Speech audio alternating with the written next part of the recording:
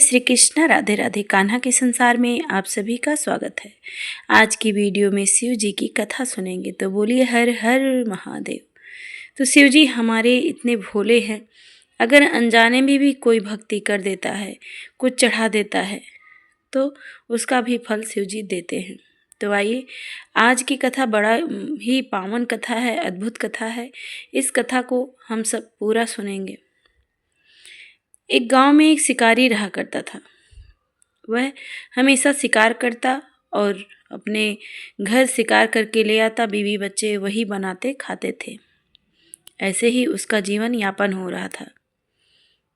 एक समय की बात है कि सुबह से वह शिकार करने निकला, परंतु कोई भी शिकार नहीं मिला।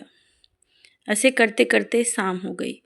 उस दिन शिवरात्रि का दिन था। एक बेल का पेड़ था। रात्रि अधिक हो गई थी, तो शिकारी सोचा इस पेड़ पे बैठ जाता हूँ, और अगर कोई शिकार यहाँ से निकलेगा तो आसानी होगी मारने में। जो शिकारी था वह पेड़ पे चढ़ता है, पेड़ पे वहाँ पे बैठता है, तो कांटे चुभने लगते हैं।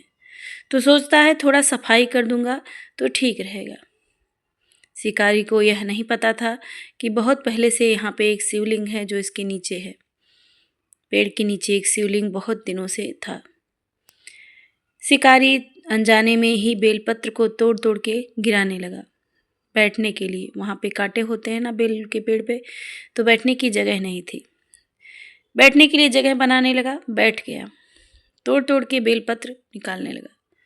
करते करते ऐसे ही 6 बज गए।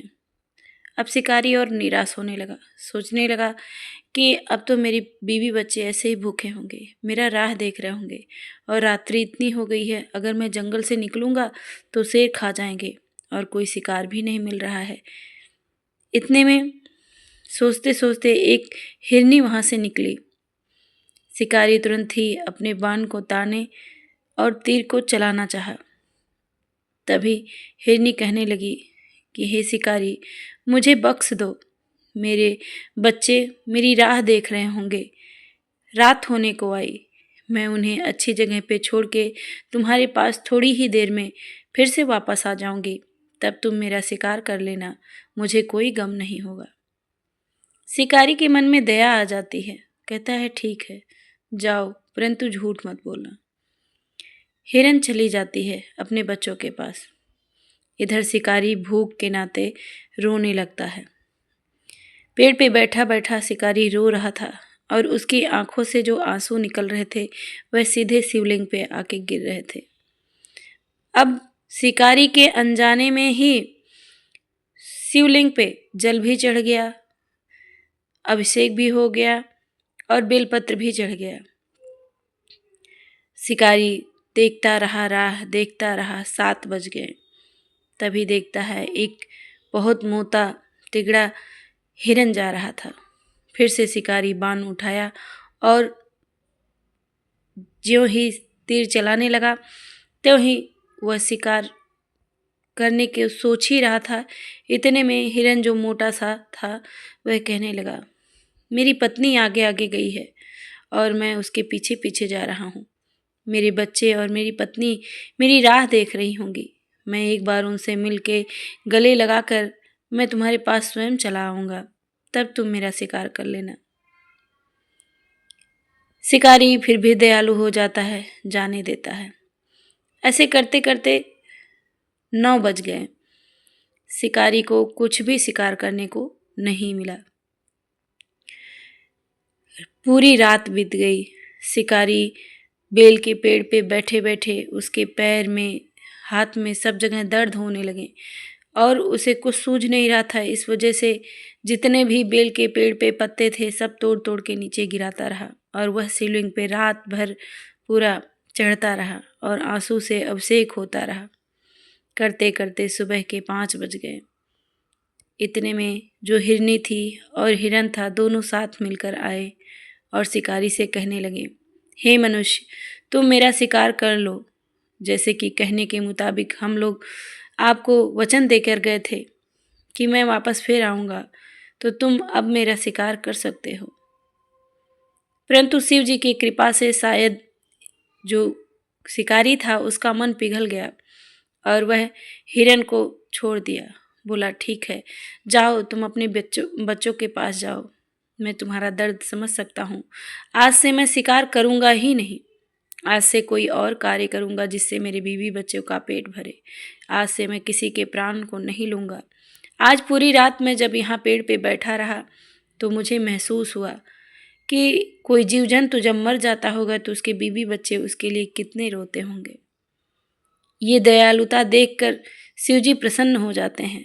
हिरन अपने बच्चों के पास चले जाते हैं और शिवजी वहाँ से प्रकट होते हैं शिवलिंग से और शिकारी को मोक्ष की आशीर्वाद देते हैं और कहते हैं जाओ, आज से तुम्हारे घर में धन धान्य की कमी नहीं रहेगी। आज से तुम अमीर हो जाओगे और तुम्हें किसी की जान लेने की ज़रूरत नहीं पड़ेगी। भले ही तुम शिकार करते थे परंतु एक तुम अच्छे इंसान निकले। तुम्हारे अंदर सरलता, स्वभाव और दयालुता दोनों ही हैं। जिस मनुष्य को किसी के दर्द और किसी के दुख का एहसास ना हो वो सच्चा मनुष्य है ही नहीं। तो तुम्हारे अंदर सभी गुण हैं, दयालुता भी है और भक्ति भी है। तुम पूरी रात बेलपत्र तोड़ तोड़ के मेरे ऊपर चढ़ाते रहे, आंसू से अभिषेक करते रहे। तुम्हारी इस पूजा से मैं प्रसन्न हुआ। इतना कहकर शिव जी अंतर्ध्यान हो जाते हैं। तो ऐसे ही उस शिकारी को मोक्ष की प्राप्ति हो जाती है। सोचिए कितना पाप किया होगा। एक चींटी मारने से कितने बड़े पाप लगते हैं और वह अपने पूरे जीवन में बस शिकार किया था तो कितना पाप किया था। तो हमारे भोलेनाथ हैं ही ऐसे। अगर अनजाने में भी सच्चे मन से हृदय से उनको बुलाया जाए तो शिवजी जरूर सुनते हैं। तो हम सभी की प्रार्थना शिवजी क्यों नहीं सुनेंगे, अवश्य ही सुनेंगे। शिवजी आडंबरा नहीं खोजते हैं, वो दिखावा नहीं चाहते हैं। वह चाहते हैं कि उनके ऊपर कोई जल, दूध, शहद, बेलपत्र बस श्रद्धा से अर्पण कर दे तो उससे भी खुश हो जाते हैं और उसे सब कुछ प्राप्त हो जाता है जिसकी वो चाह रखता है। तो ये कहानी से हमें यही सीख मिलती है भक्तों कि हमें किसी के दिखावे में नहीं जाना चाहिए, हमें किसी का दिल नहीं दुखाना चाहिए, किसी को भी मारना नहीं चाहिए, जीव जंतु को, किसी भी जीव को नहीं मारना चाहिए। और शिवरात्रि के दिन बेलपत्र और दूध, शहद, घी जितना भी हो सके सभी चीज़ों को लेके शिव जी का अभिषेक करना चाहिए और पूरे निष्ठा, प्रेम से, भक्ति से उनका व्रत रखना चाहिए। तो शिव जी अवश्य ही प्रसन्न होते हैं और जो भी हम इच्छा रखते हैं वो इच्छा पूरी हो जाती है। तो कान्हा के संसार से आपको यह पावन कथा सुनने को मिली। तो आप सभी को अगर कान्हा के संसार के परिवार से जुड़ना है तो आप सभी चैनल को सब्सक्राइब कर लीजिएगा और भी लोगों को शेयर करिएगा जिससे ये पावन कथा शिव जी की और लोग भी सुन सकें। तो मिलते हैं अगली कथा, अगली वीडियो के साथ। तब तक के लिए नमस्कार। तो कमेंट बॉक्स में हर हर महादेव, जय हो लड्डू गोपाल, राधे राधे ज़रूर लिखिएगा। जय श्री कृष्ण।